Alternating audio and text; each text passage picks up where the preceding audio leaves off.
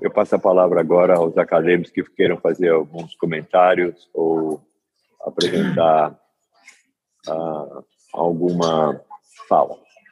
De algum acadêmico, por favor, me ajude. O acadêmico Walterzinho, professor. Acadêmico Walterzinho, por favor. Excelentíssimos presidentes da Academia Nacional de Medicina, Rubens Belfort, Pietro Novelino, Jorge Alberto Costa Silva, confrades, confreiras, colegas, visitantes. Muito rapidamente eu vou falar. Eu gostaria de doar para a nossa biblioteca esse livro aqui, que se chama Pedro Nava, chamado Cera das Almas. É o 7º livro e último dele, foi publicado póstumamente, sobre as suas memórias. E é muito interessante porque, ao final do livro, aparecem os manuscritos que levaram à confecção do livro, né? Rapidamente, ele volta aos personagens de livros antigos e eu desafio os nossos membros mais experientes a identificarem quem são os médicos que ele trata por apelidos, digamos assim. É muito interessante o livro, muito, muito interessante. Vale a pena a leitura. Muito obrigado.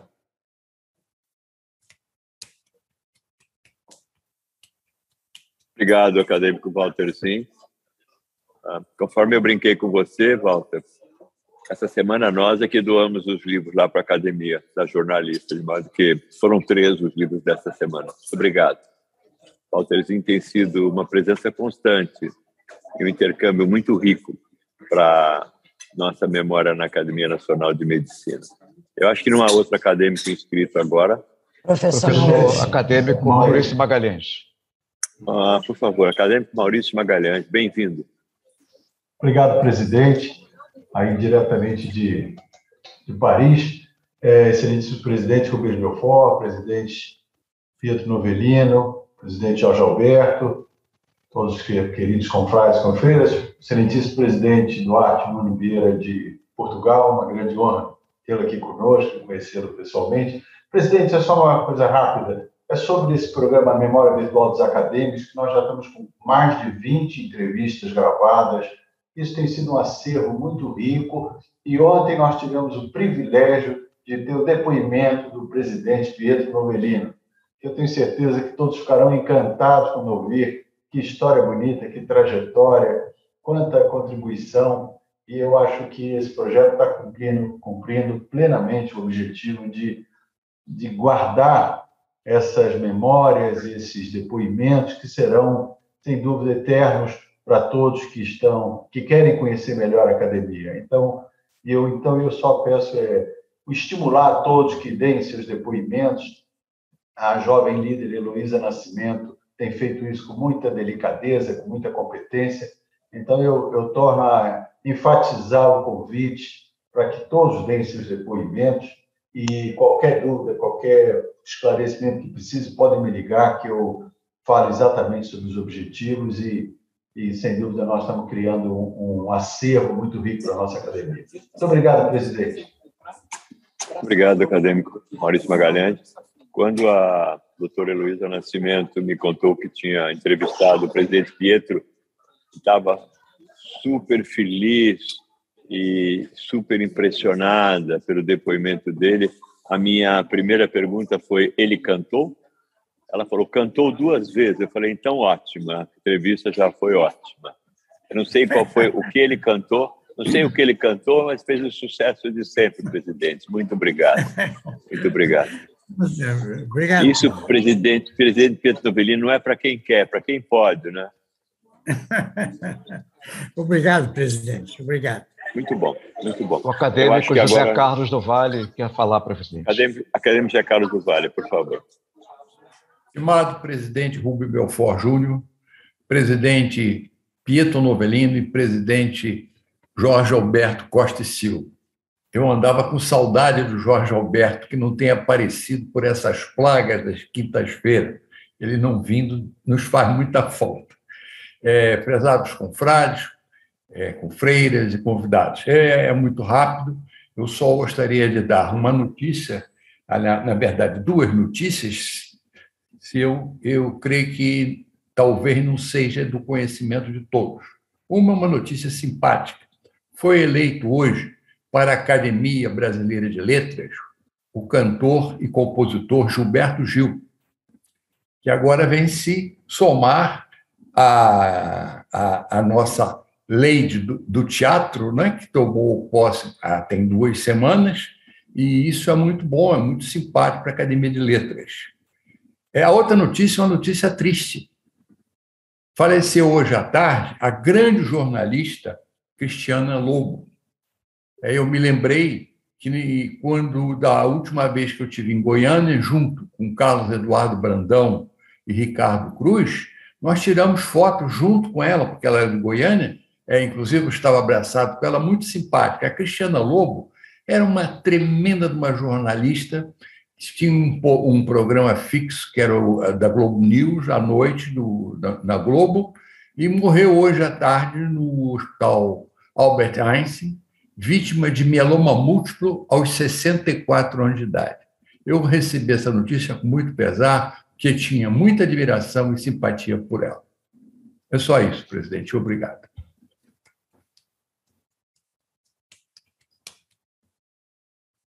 Muito obrigado, acadêmico Zé Carlos do Vale. Realmente, o acadêmico Sérgio Novis também levantou a mão. Acadêmico Sérgio Novis, por favor. Senhor presidente, muito rápido. Em primeiro lugar, uma coisa triste também, registrar o falecimento do professor Renato Diniz Kovac. E, lamentavelmente, perde-se um colega que, até agora há pouco, aos 90 e poucos anos, continuava indo ao seu consultório, atendendo a sua clientela. Foi muito importante no tempo do Hospital Silvestre, dirigia a clínica médica. Então, perde a medicina uma figura que foi extremamente importante na prática médica do Rio de Janeiro. Segunda notícia é uma complementação da notícia que foi dada agora a respeito do Gilberto Gil. Na quinta-feira que vem, é candidato à Academia Brasileira de Letras o acadêmico Paulo Niemeyer. Ele manterá, se assim quiserem os acadêmicos, a tradição de que a Academia Brasileira de Letras sempre teve elementos da Academia Nacional de Medicina, como Diolindo Couto, como Clementino Fraga Pai, como o nosso saudoso Ceregésilo, etc. De maneira que vamos aguardar a passagem dessa semana e, se Deus permitir, festejar na próxima quinta-feira a entrada deste ilustre acadêmico na Academia Brasileira. Muito obrigado, muito obrigado. Bom, nós passamos então agora à programação da sessão de hoje. É uma enorme honra nós termos o professor Duarte Nuno Vieira, presidente da Academia Nacional de Medicina de Portugal, conosco. Ele vai falar sobre o papel da medicina na investigação e documentação de tortura e maus-tratos e ação forense humanitária. O professor Duarte Nuno Vieira, além de presidente da Academia Nacional de Medicina de Portugal, tem uma longa trajetória como uma pessoa excepcional, que foi além da medicina, foi além da sua área de expertise médica e passou a ter um papel extremamente importante em ações médicas internacionais, defesa dos direitos humanos, a questão terrível da tortura, a prática da medicina forense, e continua muito ativo em áreas não apenas em Portugal, mas também em muitos países e com organismos internacionais. Através de amigos comuns de Portugal, eu passei a admirá-lo, respeitá-lo, e vejo com muita alegria ele aqui presente. Está aqui não apenas presente como o professor, mas também como presidente da Academia Nacional de Medicina de Portugal, a nossa instituição irmã. Sem dúvida, aquela instituição que nós todos aqui no Brasil queremos cada vez mais estar próximo e trabalharmos em conjunto em benefício dos ideais comuns. O professor Duarte Nuno Vieira já mostrou também para mim que é extremamente gentil, responde às mensagens com uma presteza e fineza típica do povo português, e eu tenho certeza vai continuar próximo a nós e motivo de orgulho para todos nós brasileiros. Professor Duarte Nuno Vieira, muitíssimo obrigado. Após a palestra do professor Duarte Nuno Vieira, nós vamos ter os comentários iniciais, graças à aceitação do acadêmico Paulo Hilário Nascimento Saldino. Professor Duarte Nuno Vieira, por favor. Essa é uma reunião, talvez, simbólica, onde o presidente da Academia Nacional de Medicina do Brasil está falando de Portugal. Vossa Excelência... Desculpe, o presidente da Academia Nacional de Medicina do Brasil está falando da França. Vossa Excelência está em Portugal e o nosso homenageado de Londres, mostrando como o mundo cada vez é menor. E os portugueses, sem dúvida, nesses últimos muitos anos, nesses últimos séculos, trataram realmente de fazer o mundo menor. Por favor, professor e presidente, a palavra é sua. Obrigado. Eu começo por cumprimentar todos, por cumprimentar muito particularmente o Presidente da Academia Nacional de Medicina do Brasil, cumprimentar todos os académicos que participam nesta sessão, formulando votos de que todos estejam bem, de que as respectivas famílias estejam bem e, obviamente, agradecendo o convite amável e honroso que me foi dirigido, dizendo que é um prazer e uma enorme honra estar aqui hoje. Envio-vos também as saudações da minha universidade, da Universidade de Coimbra, e, naturalmente, as saudações da Academia Nacional de Medicina de Portugal, que ainda continua a adotar o seu logo inicial da Academia Portuguesa de Medicina, embora não seja hoje essa a sua designação, esperando que possamos estreitar ainda mais estes laços que nos unem e que o futuro seja vincado por uma colaboração ainda mais estreita entre as nossas academias. Bom, deram-me 20 minutos para vos falar um bocadinho sobre uma área à qual me tenho dedicado particularmente, a investigação e documentação de tortura. Eu trabalho habitualmente como consultor do Alto Comissariado de Direitos Humanos das Nações Unidas, também do Comitê Internacional da Cruz Vermelha e do Conselho Internacional de Reabilitação de Vítimas da Tortura e, portanto, vou-vos transmitir um bocadinho daquilo que é, ao fim e ao cabo, uma experiência de vida.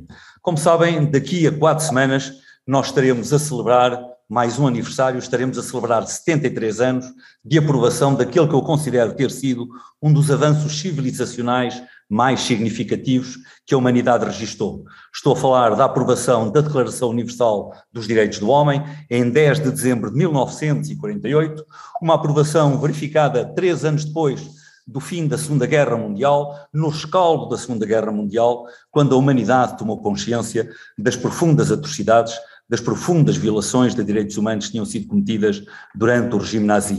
E como sabem, um dos artigos desta Declaração Universal, o artigo 5, estipula claramente que ninguém será submetido à tortura ou a outros tratos cruéis, desumanos e degradantes.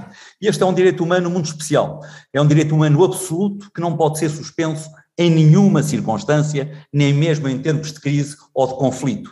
E é um direito humano que foi reforçado posteriormente por múltiplos tratados e convenções, de tal forma que está hoje absolutamente claro na lei internacional que todos os Estados, mesmo aqueles que não subscreveram esses tratados e convenções, têm, em conformidade com a lei internacional, a obrigação legal de tomar medidas para prevenir, para proibir, para criminalizar e investigar situações de tortura, para levar os agentes de tortura perante a justiça e para proporcionar alguma reparação às vítimas deste tipo de atos. Isto está, repito, cristalino como água na lei internacional, mas a verdade é que o que continuamos a constatar a nível mundial é um contraste flagrante entre a lei e a realidade, e o que continuamos a ver em muitas partes do mundo é uma prática pontual ou generalizada de tortura e, sobretudo, condições de detenção em muitos países do mundo que são em si mesmas tratos cruéis, desumanos e degradantes e, portanto, uma profunda violação 73 anos depois do artigo 5º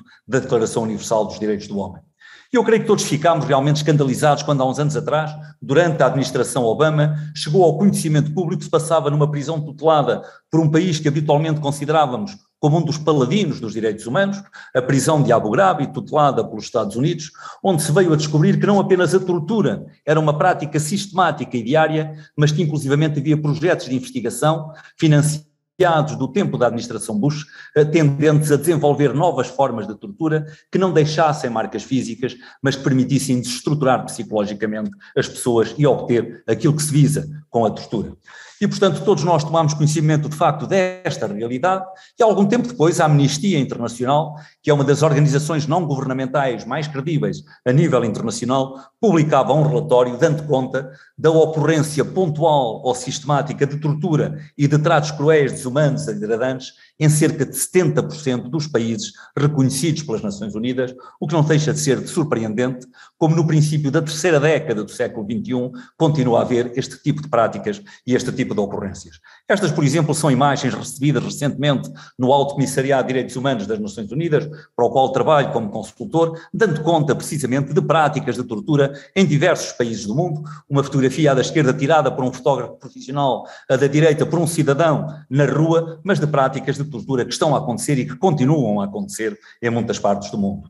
E é por isso que é fundamental continuar a investigar e a documentar tortura, por todas as razões que têm no diapositivo, desde logo também para introduzirmos reabilitações e reformas nos locais, para trazer estas situações ao conhecimento público, mas sobretudo, obviamente, com o objetivo final, porventura um pouco utópico, de pôr fim, de finalizar com este tipo de práticas e de lhes pôr termo.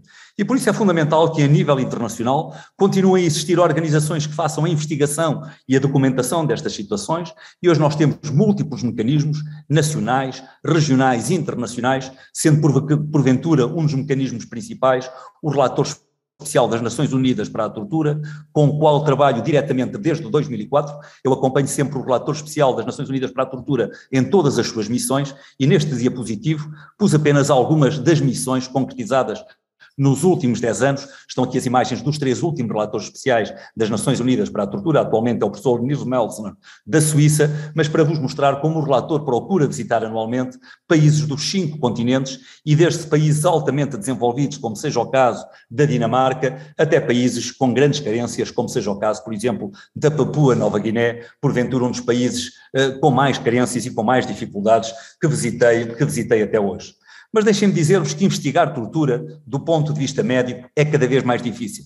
Eu que trabalho nisto já há 2 décadas, tenho cada vez maiores dificuldades em investigar e documentar tortura por múltiplas razões. Porque, obviamente, isto habitualmente acontece à porta fechada e sem testemunhas, porque os Estados e as autoridades negam sempre a prática de tortura, porque os métodos de tortura são cada vez mais sofisticados, sobretudo no sentido de não deixarem marcas físicas, que são as mais facilmente constatáveis e mais facilmente evidenciáveis, mas também por outras razões, porque muitas vezes as vítimas de tortura são mantidas em isolamento, sem acesso de advogados, de médicos ou de familiares, pelo menos enquanto as marcas físicas foram visíveis, e às vezes falsifica-se a data de documentação. A pessoa esteve desaparecida 1 mês ou 2 e de repente aparece detida num outro sítio, porque precisamente estiveram à espera que desaparecessem essas marcas, mas é também cada vez mais difícil, porque aqui temos uma situação muito singular, onde não apenas o agente de tortura nega aquilo que muitas vezes é uma realidade absolutamente evidente para o médico perito, mas como também a própria vítima muitas vezes nega aquilo que é evidente e nega por razões óbvias, porque tem medo de represálias, porque tem medo, se souber que contou o que lhe aconteceu, lhe possa acontecer ainda pior, ou que possa haver represálias sobre a sua mãe, o seu pai, a sua mulher, o seu marido, os seus filhos, os seus entes queridos. De qualquer forma, o papel dos peritos médicos está hoje amplamente reconhecido. O papel da medicina na investigação e documentação da tortura foi reconhecido como fundamental em 2 Assembleias Gerais das Nações Unidas, uma em agosto de 2007 e outra em setembro de 2014, onde, na sequência de intervenções dos então relatores especiais das Nações Unidas para a Tortura, o papel da medicina foi reconhecido como particularmente relevante. Porque, de facto, os médicos, e desde logo os médicos que trabalham na área pericial, têm conhecimento e preparação para ajudar a obter as respostas que são fundamentais nestas situações. O que aconteceu, quem é que o fez, porque é que o fez, onde é que o fez, quando é que o fez e como é que o fez, a chamada regra dos 6 Ws, a que se tenta sempre responder neste tipo de situações. são de facto os médicos quem está particularmente bem posicionado para saber interpretar evidências, mesmo na ausência de queixas específicas, saber realmente interpretar os sinais e detectar os sinais físicos e psíquicos de abusos e de tortura, mas são também os médicos quem está particularmente bem posicionado para avaliar as condições de detenção, que muitas vezes são absolutamente cruéis, desumanas e degradantes, e as imagens que vos estou a mostrar são fotografias que eu próprio tiro no decurso das missões, e muitas vezes encontramos de facto condições de detenção que elas são em si mesmas, em si próprias, uma forma de tortura. Eu tenho já encontrado detidos que às vezes me dizem que preferiam ter sido batidos ou torturados durante 1 hora ou 2 do que estarem a viver há 10, 15, 20 anos em condições absolutamente subhumanas. E há múltiplos exemplos desta realidade. Esta, por exemplo, é uma fotografia que fiz num país da antiga União Soviética, numa prisão, que não parece muito é uma fotografia de uma cela, mas é uma fotografia feita com a minha máquina fotográfica, porque a realidade é esta. Como veem, há camas, há lençóis, mas não há aquecimento, não há vidro na janela, não há cobertores, e este é um país onde a temperatura durante a maior parte do ano é negativa, e onde no pico do inverno chega aos 38 graus negativos. E como veem, não há aquecimento, não há vidro na janela, não há luz elétrica dentro da cela. Isto é uma fotografia feita com o flash da câmara, e os detidos, como há uma sobrelotação prisional terrível, nunca saem da cela, vivem permanentemente na penumbra, no frio têm que dormir em círculo, como os pinguins no Ártico, e de meia em meia hora quem está na periferia passa para dentro para não congelarem. Isto obviamente são condições cruéis, desumanas e degradantes. O ser humano não foi feito para viver na penumbra, vai desenvolver seguramente problemas psicológicos e físicos, nomeadamente visuais, que lhe vão causar danos irreversíveis e permanentes para o resto da vida. Esta, por exemplo, é uma prisão na América do Sul, celas preparadas para um máximo de 6 pessoas, e a cela onde encontramos menos gente tinha 63 pessoas lá dentro. E obviamente, como não cabem, estão por camadas, e como há uma sobrelotação prisional, nunca daqui saem. Encontramos detidos que já não conseguiam andar, porque há anos que estavam permanentemente deitados e sem caminharem, as necessidades são feitas num buraco no canto da cela, sem papel para se limparem, sem água para se lavarem, nunca há comida quente, que é posta num sacos de plástico, e isto obviamente não recupera ninguém, são tratamentos cruéis, desumanos e degradantes, que por muitos horrorosos que tenham sido os crimes que as pessoas cometeram, o que lhes estamos a fazer é a ser iguais como eles. Isto não se faz, é uma violação profunda da dignidade do ser humano. Mas muitas outras situações que vamos constatando, por exemplo, esta imagem à vossa direita é de uma prisão na Ásia, onde as pessoas são detidas e ficam dentro da cela até ao fim do seu tempo de condenação, têm que urinar para garrafas de plástico, que defecar para sacos de plástico, que são postos por baixo da porta, que os guardas vaziam e tornam a pôr dentro para serem reutilizados, uma vez mais, sem as mínimas condições de higiene, sem água, sem papel, encontrando gente que estava com a mesma roupa há vários anos, enfim, nas condições terríveis que podem imaginar. E de facto muitas vezes vêem-se condições de detenção que são absolutamente deploráveis, que mostram um profundo desrespeito pela dignidade da pessoa humana, para já não falar noutros aspectos, como as carências alimentares, como as carências em termos de água potável, etc, etc. Como dizia, os peritos médicos têm de facto os conhecimentos para conseguir detectar, interpretar e chegar a conclusões relativamente aos sinais físicos que os detidos possam apresentar, que nem sempre são tão evidentes como neste caso, onde reproduzem inclusivamente o próprio aspecto dos fens belts das forças policiais, mas muitas vezes as coisas são absolutamente claras. Este, por exemplo, foi um caso que vi no Iraque. No Iraque a tortura é uma prática sistemática, porque a polícia não sabe interrogar sem ser a torturar, e é um caso típico de uma suspensão palestiniana, que obviamente é uma das poucas situações que pode originar uma luxação simultânea dos 2 ombros devido a este tipo de prática. Mas há práticas de tortura absolutamente violentas, por exemplo, os choques com tasers, que hoje são muito utilizados, até porque têm a vantagem que deixam marcas muito superficiais, que em 15 dias, 3 semanas desaparecem e deixam, portanto, de haver evidências objetiváveis da prática de tortura, até outras que são sempre constatáveis, como, por exemplo, o cortar os tendões daqueles, que ainda hoje é uma prática muito frequente em África e na Ásia, e que se vê todos os dias. Eu tenho milhares de fotografias de situações destas, sobretudo quando há sobrelotação prisional, cortando os tendões daqueles não só se tortura, como se evita que as pessoas fujam, porque obviamente quem tem os tendões daqueles cortados nunca mais pode andar, nem sequer correr. E de facto os pés são um dos elementos mais atingidos, um dos segmentos corporais mais atingidos pelas práticas de tortura, seja partindo todos os ossos dos pés com um instrumento contundente, seja partindo os dedos dos pés, os 2 dedos grandes, isto já causa dores de tal forma significativas que vai evitar qualquer possibilidade de escape. Obviamente que vendo também o que vai acontecendo em termos em termos de situações como, por exemplo, a falta de cuidados médicos, não cumprindo minimamente aquilo que está na lei internacional e, infelizmente, vendo por vezes que há colegas nossos que colaboram nestas situações. Isto, por exemplo, são as fichas médicas que vi numa prisão de um detido que tinha acabado de examinar e que estava cheio de marcas de tortura e onde depois o relatório médico, não interessa qual é o país, embora não seja muito difícil de adivinhar pelo tipo de alfabeto, qual é a região geográfica, onde depois o relatório dizia normal, sem lesões, sem trauma, e onde, portanto, havia médicos a colaborarem com este tipo de práticas.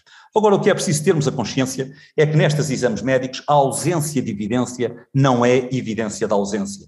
E, portanto, o ser humano é um ser fantástico, que tem uma capacidade de recuperação do ponto de vista físico e do ponto de vista psicológico absolutamente surpreendente.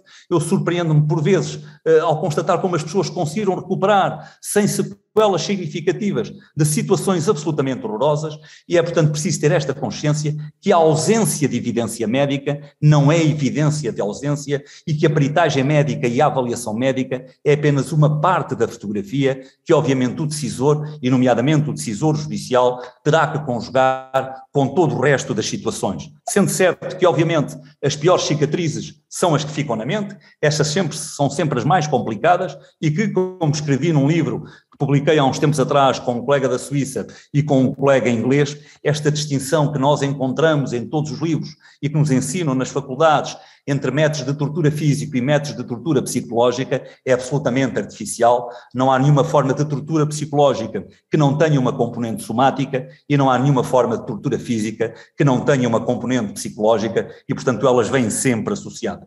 Nós hoje temos no mundo médico protocolos e guidelines que nos dizem como é que devemos atuar nestas situações. As Nações Unidas têm alertado reiteradamente que estes protocolos deviam ser incorporados no currículo da formação pré-graduada das universidades, nomeadamente nas escolas médicas, que todos os futuros profissionais de saúde deviam ter um conhecimento mínimo destes protocolos, nomeadamente do protocolo de Istambul e do protocolo de Minnesota, mas a verdade é que a esmagadora maioria das escolas médicas ainda não abordam estas problemáticas, sendo certo que, por exemplo, quem domina o protocolo de Istambul tem aqui muito ensinamento e muita formação sobre como fazer uma entrevista, sobre coisas que servem inclusivamente do ponto de vista clínico ou noutras áreas de avaliação de vítimas, que não seja apenas a avaliação de vítimas de tortura. Estes protocolos, e nomeadamente o protocolo de Istambul, dá-nos de facto orientações muito úteis quanto à forma como devemos entrevistar, como devemos contactar com uma vítima, como devemos proceder ao exame e as diversas fases do exame que devemos concretizar, como atuar quando as condições não são as ideais e ensinando-nos realmente como fazer quando não dispomos dos meios nem das condições adequadas, como documentar aquilo que observamos e como documentar adequadamente. Não temos tempo de falar sobre isto, mas destas guidelines são absolutamente precisas e dão-nos também orientação de qual o tipo de conclusões que nós podemos tirar quando nos confrontamos com estas situações de tortura ou de tratamentos cruéis, desumanos e degradantes. Dentro daqueles casos, como estas 3 situações, por exemplo, onde as alegações são falsas, porque obviamente também há alegações falsas, e nenhuma destas situações que alegadamente corresponderiam à tortura era decorrente de tortura, mas de lesões autoinfligidas, de lesões dermatológicas e de lesões também resultantes da aplicação de medicina tradicional, até aos casos em que nós passamos de um diagnóstico de consistência até chegarmos a um diagnóstico virtual. Sendo certo que, obviamente, às vezes há casos que não deixam dúvidas, quando, por exemplo, as lesões reproduzem a forma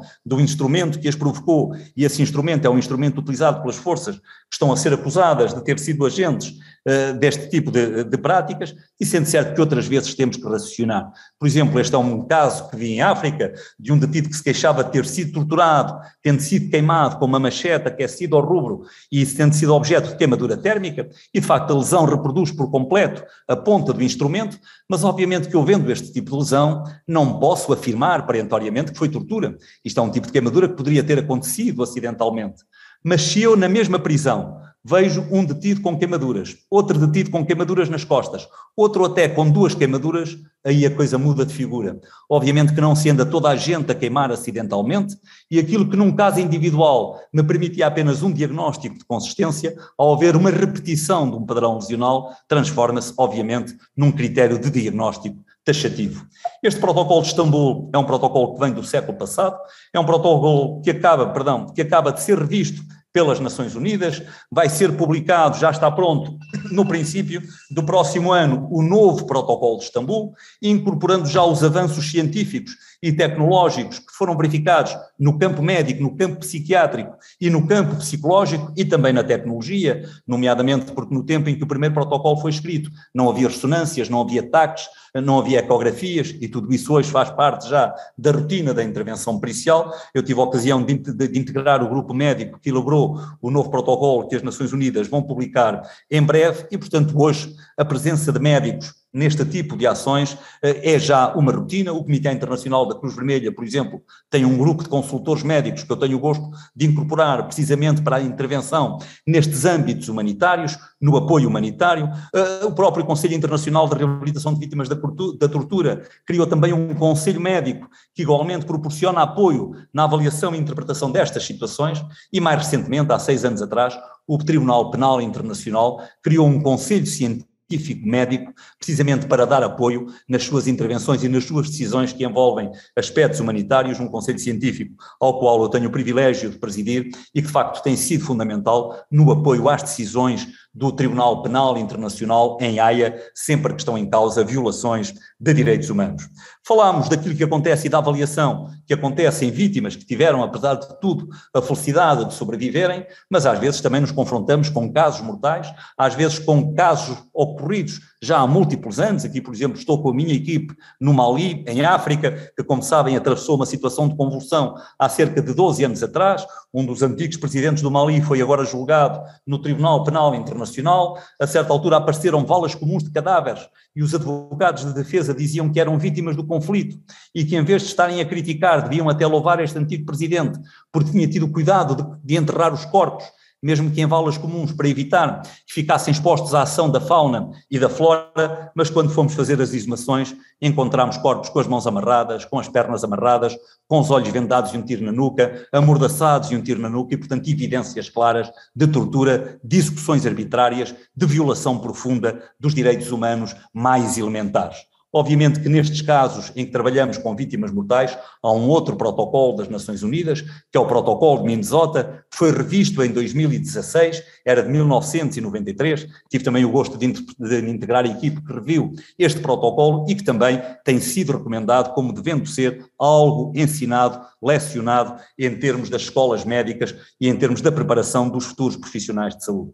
É por isso que hoje as Nações Unidas investem muito em cursos de formação a nível internacional, é uma das áreas nas quais eu colaboro mais. Aqui, por exemplo, estou no México, que é um país que se confronta muito com problemas de estrutura, a dar formação para colegas nossos, para médicos, sobre como avaliar este tipo de situações. Aqui uma formação pouco antes da pandemia, dada para colegas nossos médicos no Sri Lanka, que também tem problemas grandes, sobretudo na sequência dos conflitos e do regime ditatorial que atravessou neste âmbito. Esta, por exemplo, uma formação nas Filipinas para os médicos da Comissão Nacional de Direitos Humanos, que também se confrontam com grandes dificuldades, e não apenas no campo da clínica, mas obviamente também no campo da patologia. O Comitê Internacional da Cruz Vermelha patrocina muito também este tipo de formações. Esta é uma formação em Timor-Leste, esta, por exemplo, uma formação para colegas nossos da Palestina, ensinando-lhes como fazer e como proceder quando se confrontam com exames médicos periciais de vítimas mortais e ensinando muitas vezes também como atuar quando não há condições, porque mesmo não havendo grandes condições em termos de instalações e em termos de equipamentos, o melhor equipamento é sempre este que está aqui em cima, e mesmo utilizando equipamento rudimentar ou até equipamento de cozinha, é muitas vezes possível chegar a belíssimas conclusões. E, portanto, os médicos têm hoje um papel reconhecido em toda a literatura científica e pela comunidade internacional na investigação e documentação de tortura, sendo certo também que muitas vezes o papel do médico é fundamental, porque nestas visitas a centros de detenção, muitas vezes o único benefício direto e imediato que os detidos ou os torturados sentem é aquilo que o médico lhes pode proporcionar em termos de aconselhamento, em termos de apoio médico, de apoio psicológico e de apoio às lesões físicas que apresentam e também, obviamente, a prestar outro tipo de apoios. Aqui, por exemplo, estou num centro de migrantes clandestinos na Grécia, proporcionando algum apoio, porque um bebé estava doente, não havia cuidados médicos e, obviamente, mesmo sendo médicos peritos, temos que prestar sempre todo o tipo de apoio que seja possível.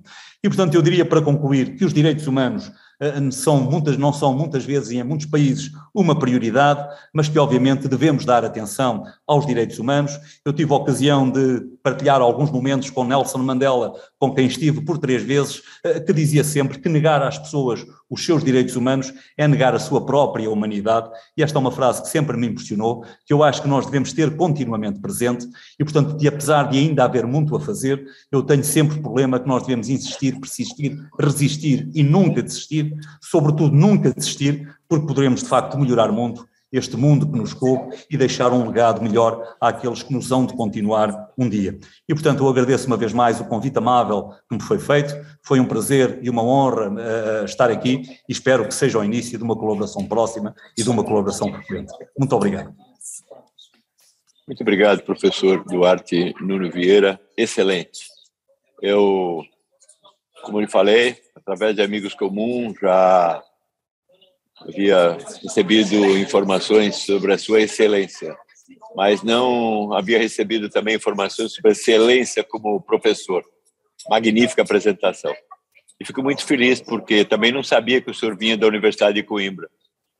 E com as minhas várias gerações de irmandade lá, com o Cunha Vaz, agora com o Joaquim Murta, fico muito feliz de ver a Universidade de Coimbra. Então, professor, saiba que o professor Murta, como sabe, foi diretor da Faculdade de Medicina, antes dele também o professor Cunha Vaz, e eu sucedi ao professor Joaquim Murta como diretor da Faculdade de Medicina de Coimbra. Fui o diretor a seguir ao Joaquim, que é, aliás, um grande amigo e um amigo pessoal. E ontem, numa das grandes redes de notícias aqui do Brasil, chamada UOL, apareceu uma reportagem muito bonita dizendo: Universidade de Coimbra, a universidade que soube se reinventar. Eu passo a palavra agora ao acadêmico Paulo Saldiva para fazer alguns comentários sobre a sua brilhante palestra. Saldiva, por favor. Professor Belfort, professor presidente Novelino, presidente Jorge Alberto, professor Duarte Nuno Vieira, eu agradeço profundamente a honra que me foi concedida de comentar a sua fala. Eu não sei bem o que falar depois da eloquência das suas imagens e da precisão da sua fala. Eu acho que depois de ouvi-lo e de ver o que o senhor documentou, o senhor me dá uma demonstração. Acho que todos nós nos sentimos um pouco envergonhados de pertencermos à espécie humana. Aliás, uma vez eu conversando com o professor André Barcinski, que está aqui, a gente estava dizendo que algumas coisas eram desumanas.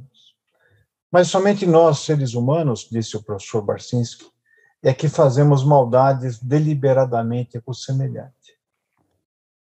Quer dizer, infelizmente, dentro da nossa humanidade, que nós temos como uma coisa virtuosa, mora também a crueldade, a falta de empatia e a capacidade de praticar o mal. O mal é deliberado. O tema não poderia ser mais oportuno.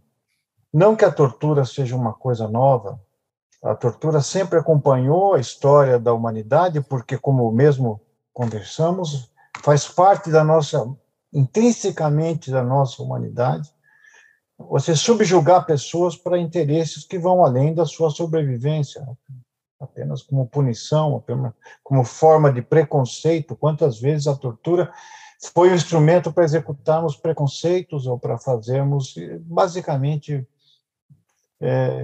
expressarmos instintos bastante, digamos, bastante perversos. E também, além de... de fato, a tortura é um evento anticivilizatório. Eu, na minha opinião, creio que a marca da civilização humana não é nenhum utensílio, nenhum objeto, nenhum desenvolvimento tecnológico, mas, basicamente, desde que o canal de parto ficou muito mais estreito do que o nosso projeto de encéfalo, que faz com que o nosso parto dure muito tempo e a cabeça tenha que rodar, ajudar a dar à luz, que é uma coisa que começa com os sapiens, passou a ser um ato de civilização humana, a solidariedade. A Margaret Mead coloca isso um pouco mais tarde, que é um encontro de um fêmur consolidado de uma pessoa de uma ossada pré-histórica, possivelmente do Mesolítico. Ou seja, o indivíduo conseguiu sobreviver aos maus tratos, a uma fratura. Alguém teve que alimentá-lo, cuidar dele. E nós estamos vendo a antítese disso. Por isso que a medicina, o ato de cuidar do próximo é talvez a maior expressão, no meu entender, do espírito civilizatório, da nossa solidariedade. Nós vivemos e sobrevivemos não por força da nossa agressividade, mas por força da nossa cooperação. Como animais, não temos nenhuma chance com um animal que tem a metade do nosso pelo. Não temos garras, não temos a potência muscular, mas foi esses laços de solidariedade que nos tornaram humanos. Mas, paradoxalmente, mora em nossas almas a capacidade de praticar o mal, que o senhor mostrou de forma tão grande e tão eloquente, que fica difícil falar sobre isso, porque as imagens falam muito. E agora, o que eu gostei particularmente da sua fala, professor, Nuno, é que da necessidade de nós, médicos, termos a capacidade de distinguir isso. Porque, além da política e dos extermínios e do que foi praticado muito recentemente, dos genocídios que foram praticados extensamente, até recentemente, até o século passado, vamos lembrar dos armênios, vamos lembrar dos judeus, vamos lembrar das milícias do Pol Pot, vamos lembrar de uma série de outros genocídios que ocorreram com formas bárbaras na Segunda Guerra Mundial, onde se chegou a um grande absurdo, mas vários países, inclusive aqueles que lutavam para você melhorar, libertar, você tinha, por exemplo, laboratórios onde havia cientistas produzindo métodos de tortura e criando substâncias de tortura e subjugação da dignidade humana, como foi dito muito bem pelo Mandela, que o senhor teve o privilégio de conhecer. Mas os maus tratos também moram nas nossas enfermarias com crianças. Eles moram nos maus tratos com idosos, e eu particularmente, eu sou um patologista, professor, e muitas vezes, quando nós temos um serviço muito grande de autópsia, eu trabalho num serviço que faz quase 15 mil autópsias ano de mortes naturais na cidade de São Paulo, e me deparo com pessoas idosas que têm evidentes sinais de maus tratos, que têm escaras que chegam profundamente aos ossos, né? E a minha pergunta que sempre fica, aquilo é maltrato deliberado ou incapacidade absoluta que a pobreza tem, que alguns segmentos têm, para cuidar de pessoas acamadas? Essa atuação de investigar a intenção ela é difícil de se fazer. E mesmo no Brasil, de vez em quando, aparecem casos de crianças que foram mortas, inclusive precedidas de maus tratos, com silêncio absoluto, tanto da criança, como o senhor bem mencionou, por receio, como de uma espécie de conluio familiar inexplicável, macabro, de laços de perversidade que se estimulam, que se formam a partir de um ambiente patológico. Eu acho que nós, médicos, e a nossa academia, ela se enriqueceu, particularmente eu, posso dizer, me enriqueci muito com a sua fala. Eu acho que nenhum de nós que assistiu a sua fala não se sentiu comovido, que alguma coisa interna se modificou e nos surgiu um sentimento, de um lado, de pena, de piedade, mas, do outro lado, uma indignação. Mas sentir pena de alguém que sofre isso é fácil. É muito fácil. O que é difícil é despertar apoio, despertar solidariedade. E é isso que esse grupo de médicos, a que o senhor pertence, e a aula que o senhor nos mostrou, mostra isso. Perante a tortura, nós temos que ter solidariedade e também coragem. Coragem de denunciar o que a gente viu de errado. Portanto, eu diria que num curso, num momento que a medicina precisa de mais de humanidades médicas, não tem nada. Um dos conteúdos centrais disso deveria ser o ensino dos maus-tratos, de diagnosticar, de proteger, e dar solidariedade a quem sofre maus-tratos deliberados. Portanto, eu agradeço, para ser muito rápido, e dar tempo dos nossos colegas se manifestarem, acho que todo mundo está com vontade, agradecer profundamente o senhor, agradecer profundamente a Academia Nacional de Medicina por ter proposto esse tema que é tão atual, e pela oportunidade que o senhor nos deu de visitar o horror da existência humana e, ao mesmo tempo, criarmos a força necessária para exibir a solidariedade e a coragem para combater. Muito obrigado. Muito obrigado. Quando nós escolhemos o acadêmico Paulo Saldiva para fazer esses comentários, a escolha foi unânime. E o professor Duarte Nunes Vieira, tenho certeza que concorda com esses comentários tão importantes. Nós continuamos ensinando nos nossos cursos de medicina muita bobagem, muita coisa que quase já não existe mais no presente, não vai existir no futuro, e assuntos tão importantes como esses são negligenciados. Parabéns, professor Duarte Nunes Vieira, professor Paulo Saldiva. Passo a palavra aos acadêmicos agora que queiram fazer os comentários e, por favor, o secretário me ajude a identificá-los. Por favor.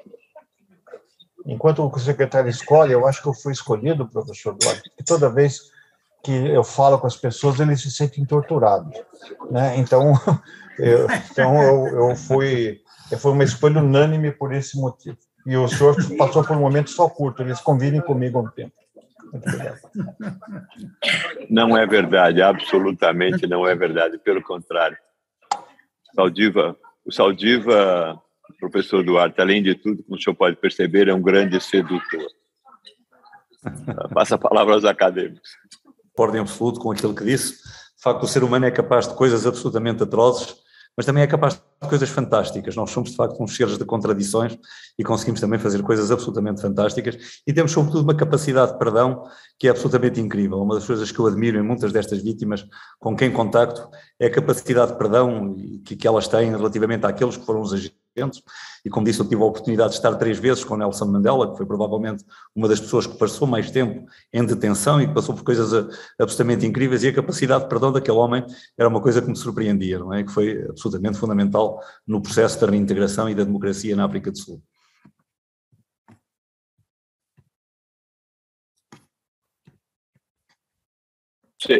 Professor, eu sei que o senhor também está envolvido em vários processos atualmente em andamento, inclusive aquele relacionado com o Wikileaks, e que algumas coisas públicas o senhor poderia comentar. Poderia, talvez, fazer alguns desses comentários agora? Eu realmente tenho estado envolvido nas peritagens ao Julian Assange. Como sabem, está detido em Londres, na prisão de Belmarsh, depois de ter estado durante aqueles anos todos na Embaixada do Equador. As Nações Unidas pediram-me, fui eu que o fui peritar a Belmarsh, e tenho estado aqui, enfim, num certo confronto com os Estados Unidos, porque, como sabe, as Nações Unidas querem evitar a extradição para os Estados Unidos e os Estados Unidos querem a extradição. É um processo sobre o qual eu não posso falar muito, porque está ainda, enfim, é um processo que está ainda a decorrer. Provavelmente dentro de 15 dias terei que ir de novo a Londres para o voltar a examinar, porque, de facto, cada vez que eu faço uma perícia e cada vez que elaboro um laudo, enfim, para defender a não extradição, enfim, surgem laudos em sentido contrário, com argumentos em sentido contrário, mas, de facto, neste momento não poderei ainda comentar muito. Eu tenho estado envolvido, de facto, em casos muito interessantes. Investiguei a morte do Jamal Khashoggi, por exemplo, na embaixada na Turquia, aquele jornalista que foi morto. Fiz as perícias da morte no acidente aéreo do presidente da Polónia, quando faleceu com toda a sua comitiva em território russo, onde também surgiram agora mais recentemente algumas dúvidas, mas são casos com grandes melindres políticos, com grandes contornos e com grandes envolvências políticas, e das quais, de facto, o debate público, enfim, tem-se mantido um bocadinho reservado, pelo menos até estarem proferidas as decisões finais e haver conclusões finais da parte das organizações internacionais. Muitíssimo obrigado. Não sei se tem mais algum outro acadêmico inscrito. Tem a impressão que não, Brandão? Ainda não, presidente. Eu acho que estamos na hora, então, de encerrar. Eu queria agradecer muito o presidente da Academia Nacional de Medicina de Portugal, professor Duarte Nuno Vieira, pela sua excelente manifestação. A Academia Nacional de Medicina aqui no Brasil, tenho certeza que é como em Portugal. É um think tank, é a casa do saber da medicina. E eu tenho certeza que mais e mais tipos de instituições como as nossas vão preencher um papel importante, inclusive tratando de orientar professores e pseudo-professores sobre o que é importante ensinar para as novas gerações. E ter-o na presidência da Academia Nacional de Medicina de Portugal, para nós é muito bom. A nossa Academia Nacional de Medicina tem vários acadêmicos profundamente relacionados em Portugal. E para citar dois, porque são muitos, o presidente Jorge Alberto Costa Silva e o acadêmico Maurício Magalhães estão aqui também tratando de representar essa ponte. E o acadêmico, nosso presidente Francisco Sampaio, candidato à presidência da Academia Nacional de Medicina para o próximo biênio e ex-presidente dessa academia, também é profundamente ligado a Portugal. Eu tenho certeza que nossas academias vão continuar trabalhando juntas e talvez alguma proposta de incluir na graduação alguns elementos, como o senhor comentou agora, fosse um início prazeroso para os próximos anos. Eu queria, então, novamente agradecer muito. Eu sei que já é tarde aqui em Portugal, porque também é tarde aqui em Paris, mas eu queria deixar, então, as suas palavras finais. Obrigado, professor. Eu queria, naturalmente, agradecer uma vez mais o convite amável. Espero que possamos passar a ter uma interação frequente. Aliás, propunha que no futuro pensássemos em realizar, eventualmente, por ano, uma sessão conjunta entre as duas academias, onde os académicos de Portugal e do Brasil se pudessem conhecer e interagir, sendo certo que muitos já se conhecem e já têm uma interação próxima, mas propunha até que perspectivássemos para o futuro anualmente fazer uma sessão conjunta das duas academias, aproveitando estas novas plataformas que os tempos de pandemia, enfim, nos ensinaram também a utilizar mais intensamente. Dizer que foi realmente um privilégio, uma honra estar aqui. Eu estive a semana passada no Brasil, cheguei no domingo passado do Brasil, estive em São Paulo e em Iguaçu, em São Paulo a dar umas aulas na USP e em Iguaçu a participar no evento e vou no próximo domingo novamente para o Brasil. Aliás, chego ao Brasil no domingo, vou estar agora em Vitória e no Recife. É sempre um gosto. Aliás, tenho que dizer que tenho raízes brasileiras. O meu avô era brasileiro, um bocadinho ao contrário. Há muitos brasileiros que têm raízes portuguesas.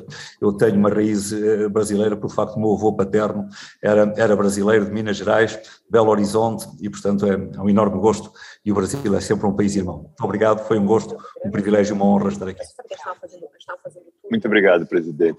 Então eu queria encerrar essa sessão, convidar todos para a próxima quinta-feira, onde o presidente da sessão de cirurgia, o acadêmico José Jesus Camargo, vai nos brindar com outro excelente simpósio, discutindo inclusive aspectos sobre a educação em medicina e particularmente na cirurgia. E de novo o presidente Duarte Nuno Vieira, com representantes de Portugal. É muito bom ter Portugal sempre presente nas nossas academias, porque ele está sempre no nosso coração, a nossa história, tanto no passado quanto no presente e no futuro. Boa noite a todos e uma boa semana. Boa noite. Boa noite, muito obrigado.